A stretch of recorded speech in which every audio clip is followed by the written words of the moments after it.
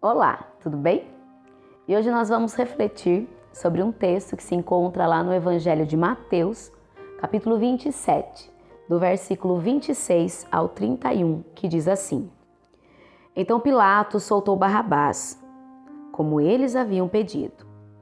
Depois mandou chicotear Jesus e o entregou para ser crucificado. Depois os soldados de Pilatos levaram Jesus para o palácio do governador e reuniram toda a tropa em volta dele. Tiraram a roupa de Jesus e o vestiram com uma capa vermelha. Fizeram uma coroa de ramos cheios de espinhos e a puseram na sua cabeça e colocaram um bastão na sua mão direita. Aí começaram a se ajoelhar diante dele e a caçoar, dizendo: Viva o Rei dos Judeus! Cuspiam nele, pegavam o bastão e batiam na sua cabeça. Depois de terem caçoado dele, tiraram a capa vermelha e o vestiram com as suas próprias roupas. Em seguida, o levaram para o crucificarem. Essa é uma história bastante conhecida, a crucificação de Cristo. E como acabamos de ler, existiam ordens para os soldados cumprirem. E essas ordens eram açoitar e depois crucificar. E assim, eles açoitaram a Jesus. A ideia era simples: espancar o prisioneiro quase até a morte e então parar. 39 chibatadas eram permitidas, mas não eram necessárias.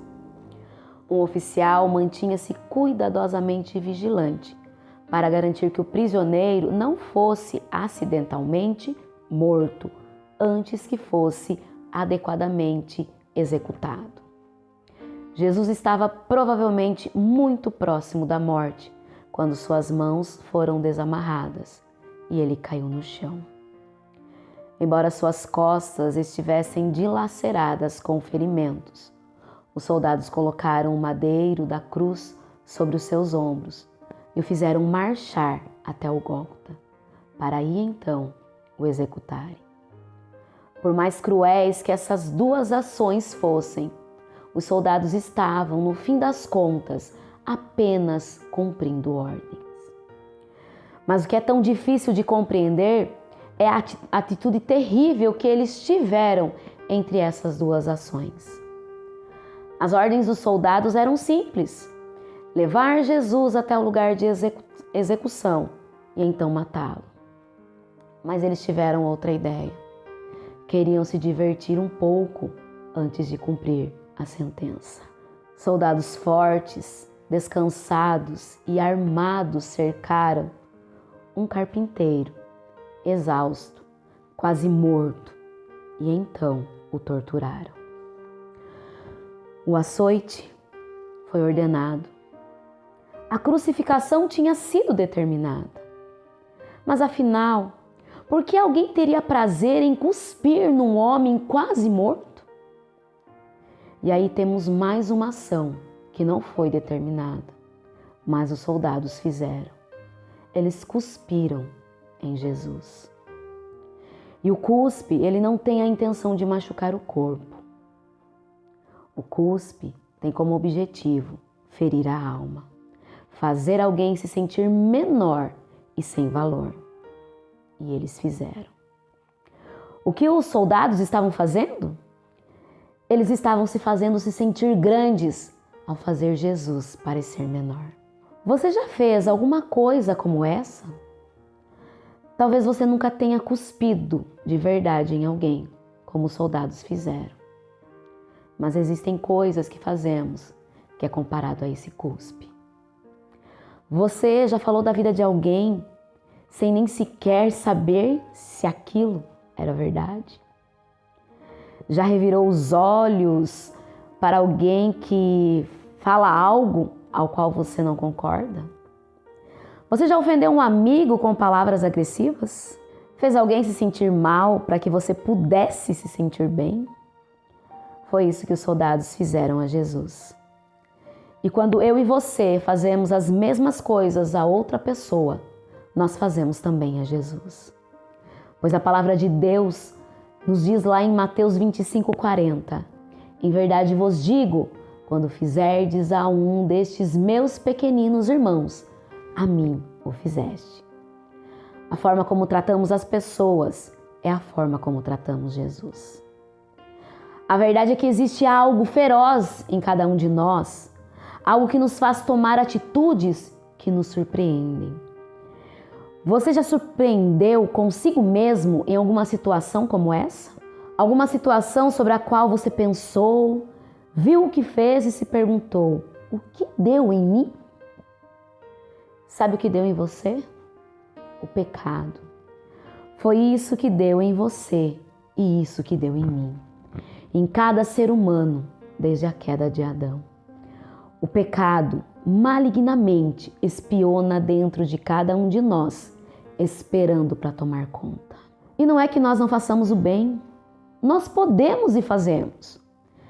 É só que nós não conseguimos sempre rejeitar de fazer as coisas más. Às vezes, aflora dentro de nós, quando menos esperamos. Embora nós sejamos feitos à imagem de Deus, sofremos uma queda. Davi disse lá em Salmo 51, no versículo 5, eis que em iniquidade fui formado e em pecado me concebeu minha mãe.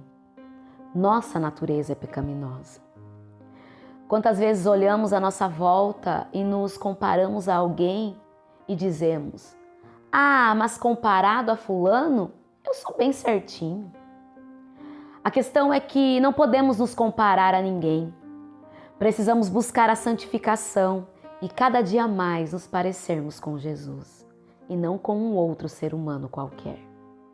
Jesus é o nosso padrão de referência e por nós mesmos nós não vamos conseguir mudar. Nós podemos tentar e como nós tentamos. Mas então o que nós podemos fazer? Por nós mesmos, nada. Mas com Jesus, nós podemos fazer tudo. E Ele fez, quando pegou a escuridão de nossos corações, da mesma maneira que Ele fez com o cuspe dos soldados em seu rosto, e carregou a escuridão e o cuspe para a cruz. E lá, misturado com seu suor e seu sangue, Ele sentiu a sujeira nojenta de cada pecado cometido por nós. Deus poderia ter feito as coisas de forma diferente, mas não fez, para nos ensinar que não importa o que façam conosco, Ele estará sempre ao nosso lado, até o final. Jesus troca de lugar conosco. Assim como Adão, nós estávamos sob uma maldição, mas Jesus fez-se maldição por nós, porque está escrito lá em Gálatas 3, no versículo 13, maldito todo aquele que for pendurado no madeiro. Aquele sem pecado assumiu a forma de um pecador, para que nós, pecadores, pudéssemos assumir a forma do amor. Deixe esse amor tomar conta da sua vida e assim, dia a dia, o pecado irá perdendo espaço em nosso coração. Que Deus te abençoe e não se esqueça, seja grato sempre.